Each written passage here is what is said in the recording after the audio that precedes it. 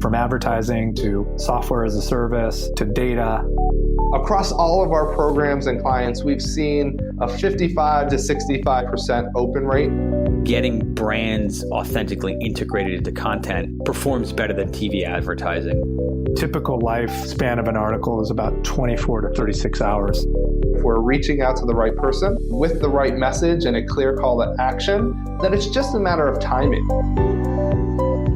Welcome to the MarTech Podcast, and I Hear Everything production. In this podcast, you'll hear the stories of world-class marketers that use technology to drive business results and achieve career success. We'll unearth the real-world experiences of some of the brightest minds in the marketing and technology space so you can learn the tools, tips, and tricks they've learned along the way. Now here's the host of the MarTech Podcast, Benjamin Shapiro. Welcome to the MarTech Podcast. I'm your host, Benjamin Shapiro, and today we're going to talk a little bit about analytics and marketing mix. Joining us is Mark Stouse, who is the CEO of Proof Analytics, which is a marketing analytics platform that helps CMOs and CFOs bridge the ROI gap by providing cause and effect analytics that show marketing and sales true business impact and financial worth. Yesterday, Mark and I talked about marketing, innovation, and RevOps, and today we're going to continue the conversation talking about tying marketing to measurable results. All right, here's the second part of my conversation with Mark Stouse, the CEO of Proof Analytics. Mark, welcome back to the MarTech Podcast. Thank you, man. Last time was a lot of fun. Excited to have you back on the show and continue our conversation. Yesterday, I started the podcast off jokingly calling it a little bit of doom and gloom for marketers, where our lunch is getting eaten by the head of sales who's calling himself the CRO and taking over the whole world. And in reality, marketers and heads of sales and RevOps and whatever we're calling ourselves these days are all faced with the same challenges. Is that we've got so many inputs into what is manipulating the marketplace right now that they're impossible for the human brain to understand, comprehend, and analyze. And so we need to start building in scientific, data-driven models to help us understanding what's actually causation versus correlation. So today I want to dig in a little deeper and talk to you a little bit about how you tie marketing channels and your marketing activities to measurable results. Mark, how do you figure out what marketing activities you have that actually make a damn difference?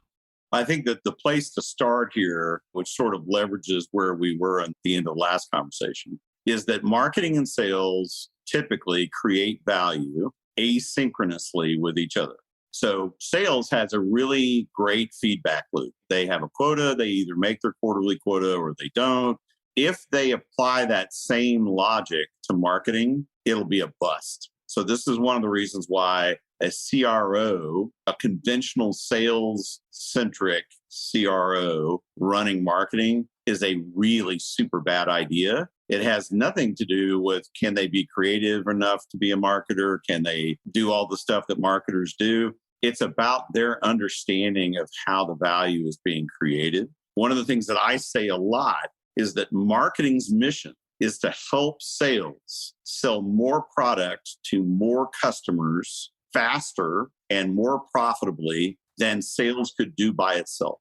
I think of marketing as the quarterback. And the multiplier. So if we go back 100 years and we look at the original ideas behind the creation of what we now call modern marketing, it was to be a nonlinear multiplier of sales, which is by definition linear. I'll keep going with the sports metaphor here. Apologies for the non-sports ball listeners. If marketing is the quarterback, we're making the decision whether to hand the ball off to sales or whether to chuck it down the field.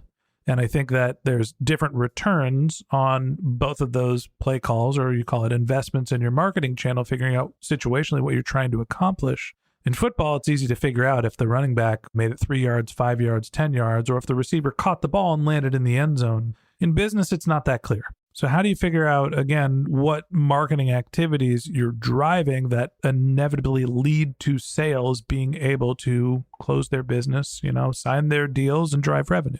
So I think that what we consistently see is that if you start from the position of a marketer or a salesperson or a finance person and kind of begin there, you will miss the point.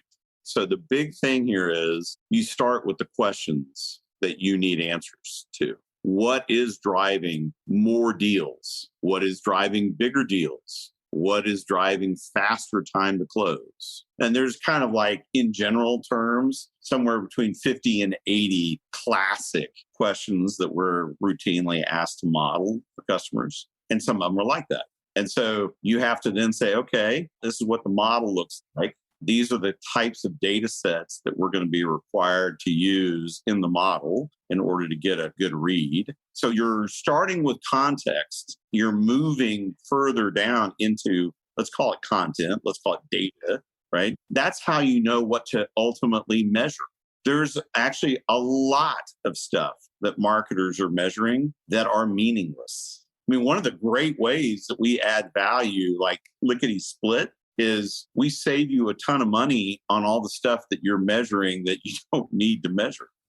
So running my podcast, right? My business is called I Hear Everything, and we do various types of marketing activities to try to grow our podcast, reach our customers. But let's just focus on the podcast growth. I've got a couple of different inputs when I'm trying to grow a podcast. I can run an audio ad campaign, and people are hearing me talk about the MarTech podcast on other shows, and I am directing them to go listen to the podcast.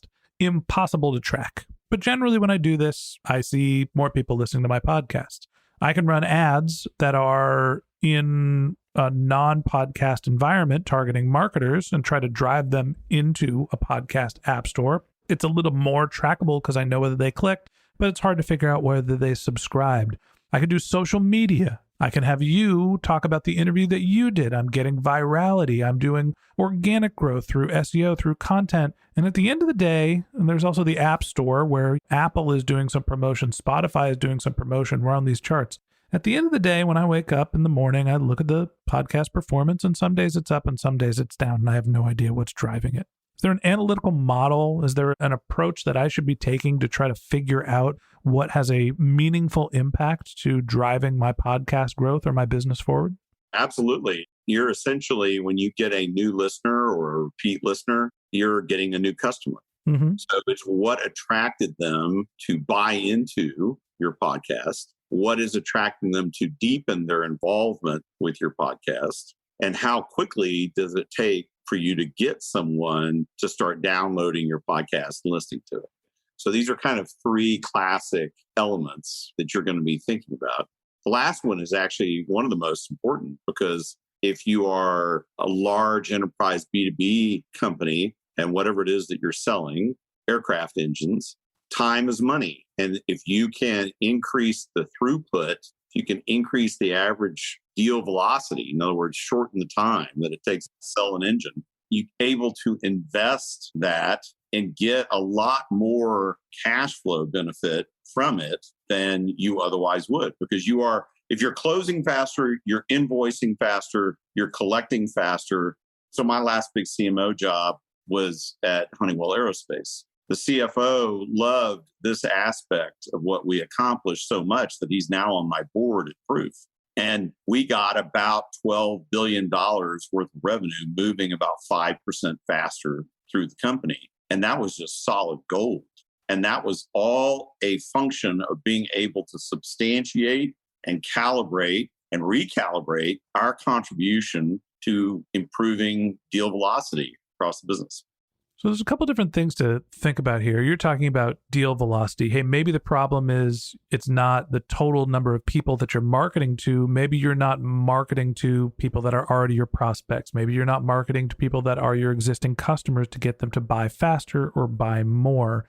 It seems like there's this never-ending list of possible variables. That's true. And using the podcast as a metaphor for this, do I continue to market to my existing podcast listeners, hoping that they will become subscribers? Do I create a lookalike audience based on the people that are already my listeners to find other people that look like them? Should I be focusing on marketing to my guests to have them do more marketing? There's all sorts of different ways to sort of skin the cat.